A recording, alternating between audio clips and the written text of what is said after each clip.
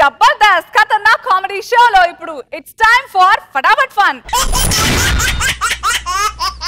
ఒక గ్రౌండ్లో కొత్తగా పెళ్ళైన భార్యాభర్తలు ఇద్దరు క్రికెట్ ఆడుకుంటున్నారు. క్రికెట్ ఆడుకుంటుంటే భర్త టప్మనాల బాల్ కొట్టాడు. బాల్ వెళ్ళి ఎదురుగా ఉన్న ఒక బూత్ బంగ్లాలో పడిపోయింది. బూత్ బంగ్లాలో పడిపోతే బాల్ తెద్దామని భర్త వెళ్ళిపోతుంది. భార్య ఆపినాయి, వద్దండి అక్కడ దెయ్యాలు ఉంటాయి, అమ్మో దెయ్యాలు ఉంటాయి, చాలా దెయ్యాలు గీయాలేంటి, దెయ్యాలు ఏముండవు పద అని చెప్పి వెళ్తూ మెల్లిగా భయపడుతున్నారు ఇద్దరు. సరే దెయ్యాలు ఉన్నాయని వీళ్ళు అనుకుంటున్నారు. వెళ్ళంగానే అక్కడి నుంచి ఒకడు ఇలా చూస్తున్నాడు. ఏంటంటే అదొక ఫోటో. పక్క నుంచి చూడంగానే ఒక లేడీ వచ్చింది. ఏంటి ఇలా వచ్చారు? అదే అండి నా బాల్ పడిపోయింది, తీసుకెళ్దామని వచ్చాను. నేను ఎవరో తెలుసా? ఎవరు? దెయ్యాన్ని. దెయ్యమా? ఏంటి నా బాల్ తీసుకెళ్ళిపోతాను. ఈ బాలే కాదు, నీకేం కావాలంటే అది ఇస్తాను. ఏం కావాలంటే అది ఇస్తారా? కాకపోతే ఒక చిన్న మ్యాటర్ ఉంది. ఏంటంటే ఈరోజు రాత్రి నువ్వు నాతో అనగానే భార్య వెళ్ళండి ఈ ఒక్క రాత్రి ఎవరికి తెలుస్తుంది, అది కూడా దెయ్యం ఎవరికి తెలుస్తుందండి, ఓ ప్లీజ్ అనగానే సరే భార్య మాట కాదనకూడదని అయిపోయింది. అతను వజ్ర వైడూర్యాలు ఇస్తానని తెల్లారి ఆరైంది. లెగిస్తే పక్కన లేడీ అలా లేచింది. లేడీ చేసి ఆ చీర కొంగని ఇలా చదువుకుంటూ నీ వయసు ఎంత అనేది 30 అండి అన్నాడు. ఇన్నేళ్ళు వచ్చినా నీకు అర్థం కాలేదు, ఇంకా దెయ్యాలు భూతాలు నమ్ముతావేంటి అని వెళ్ళిపోయింది.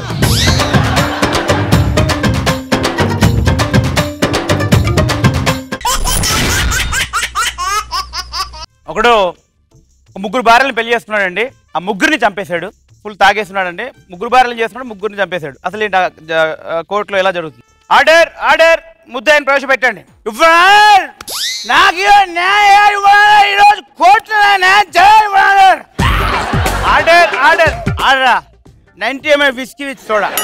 బాబు ఇది బార్ కాదు, కోర్టు. తాగి అలవాటు పొరపాటు చెప్పేది. Very sorry. సరే ఇవన్నీ తర్వాత పక్కన పెడితే ముందు ఒకటే భార్యను ఒకటే స్త్రీ పెళ్లి చేసుకోవాలి కదా, ముగ్గురు ఎందుకు చేసుకున్నాం? ప్రతి పురుషుడు విజయం వెనకాల ఒక స్త్రీ ఉంటుందంట. నిజమేనా? మరి ఒక్క స్త్రీ ఉంటే అన్ని విజయాలు ఉంటే, ముగ్గురు స్త్రీలు ఉంటే ఎన్ని విజయాలు ఉంటాయి? ఓకేనమ్మా, బాగానే ఉంది. కానీ ఆ ముగ్గురిని అతి దారుణంగా చంపావు. అందులో మొదటి భార్యను ఎందుకు చంపావు?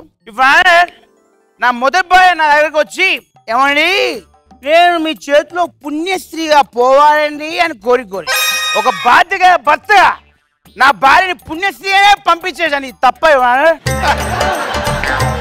ఓకే అమ్మా, సరే బాగానే ఉంది. రెండో భార్యను ఎందుకు చంపావు? వేద మంత్ర సాక్షిగా పచ్చడి పెళ్లి పనిలో ఫోటోలు తీసి వీడియోలు తీసి ఇంతమంది ముందు నా భార్యకి 3 ముళ్ళు వేస్తే దాన్ని పెళ్ళి అన్నారు, వివాహం అన్నారు, మ్యారేజ్ అన్నారు. అటువంటి నా భార్యకి ప్రేమగా బెడ్రూమ్ లో ఒకే ఒక ముడి గట్టిగా వేస్తే ఉరి అంటారు. ఓకే అమ్మా, మరి మూడో భార్య నేను చంపావు? నేను చంపాను, అదే వచ్చింది. ఈ నా కొడుకు ఎట్లా ఇద్దరు చంపాడు, ఏదో నన్ను చంపాడు, అదే ఇంటిని డబ్బా అది వచ్చింది. కాబట్టి ఆ డబ్బా మాత్రం నేను కొనిచ్చాను ఇవాళ. That's all.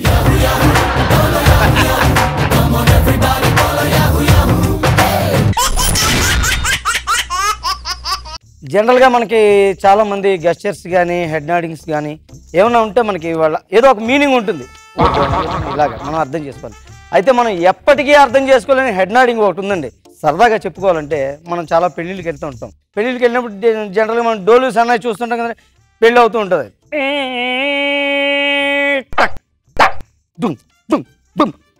అంటే డోలు వాడు. ఎందుకంటే పెళ్లి చేసుకోరా కదా, నాశనం అయిపోతావు, పెళ్ళి వద్దురా, ప్లీజ్ వద్దురా రే అని చెప్తూనే ఉంటాడు. లాస్ట్ ముహూర్తం దగ్గర పడిపోద్ది, కట్టేస్తుంటాడు డోలోడికి సన్నాయి.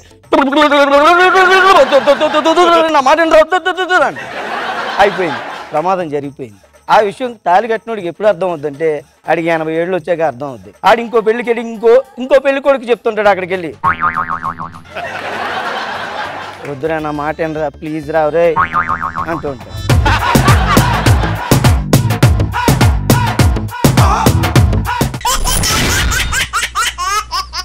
ఏమున్నా కదా రైల్వే స్టేషన్లో వెయిట్ చేస్తున్నా ట్రైన్ కోసం. గిర్రాన్ని తిరుగుతుంది, పూరలు వస్తారు, ఎక్కుతారు ఏమో వస్తుంది తీసుకొని పోతురు. అది టికెట్ కోసం ఏమో అనుకో నేను రూపాయికి వేసిన. అందులోకి వచ్చారే ఫుల్ ఇద్దరు ఎక్కితే కదా, ఒక్కడెక్కితే వెయిట్ చెప్తారా అన్నది.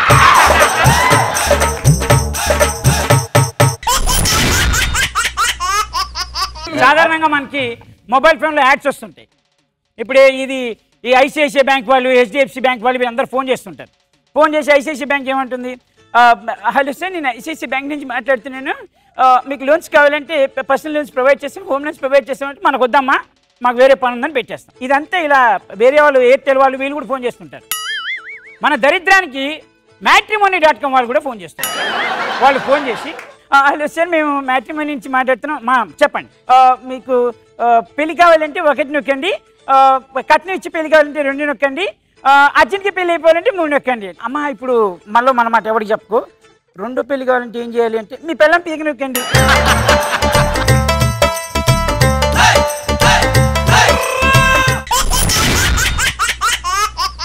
ఒకతను వాళ్ళ నాన్న పేరు మీద ఒక సినిమా థియేటర్ కట్టించాడు. వాళ్ళ నాన్న పేరు సుబ్బారావు, వాళ్ళ ఇంటి పేరు పంచే. సుబ్బారావు పంచే థియేటర్ పేరు. ఆ థియేటర్లో సినిమాలు వస్తున్నాయి పోతున్నాయి. ఒక రిక్షా నడిపేవాడు ఆ సినిమాలని ఎలా పబ్లిసిటీ చేస్తున్నాడో చూద్దాం. నేడే చూడండి సుబ్బారావు పంచెలో నిప్పు రవ్వ. నేడే చూడండి సుబ్బారావు పంచెలో చీమల దండు. నేడే చూడండి సుబ్బారావు పంచెలో వసంతం. నేడే చూడండి సుబ్బారావు పంచెలో సీతమ్మ వాకిట్లో సిరిమల్లె చెట్టు. నేడే చూడండి సుబ్బారావు పంచెలో గబ్బర్ సింగ్. నేడే చూడండి సుబ్బారావు పంచెలో జబర్దస్త్ ఖతర్నాక్ కామెడీ.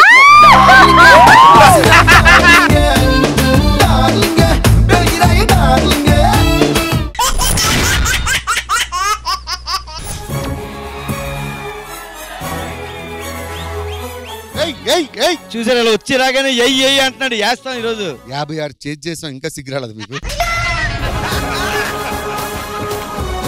ఒకటి గుర్తు పెట్టుకోండి భాస్కర్ గారు, నలుగురిని నవ్వించడం అంటే నలుగురిని మెయింటైన్ చేయడం అంత ఈజీ కాదు. ఇంకోటి కూడా తెలుసుకోండి, జిమ్కి వెళ్తే కండలు వస్తాయి, కామెడీ రాదు. అది తెలుసుకోండి ముందు.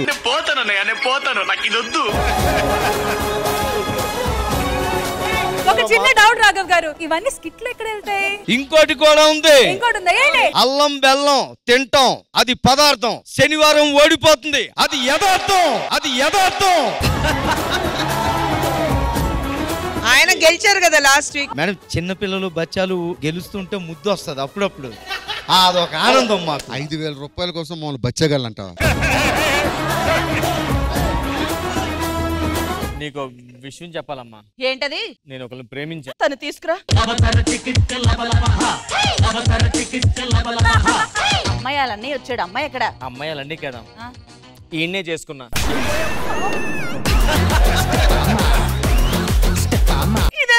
ఆగు, అంత తప్పేముంది? బ్రష్ చేసుకోవాలంటే బ్రష్ లేకపోతే వేపలు వాడుకోవచ్చు కానీ బాత్రూమ్ బ్రష్ వాడకూడదురా.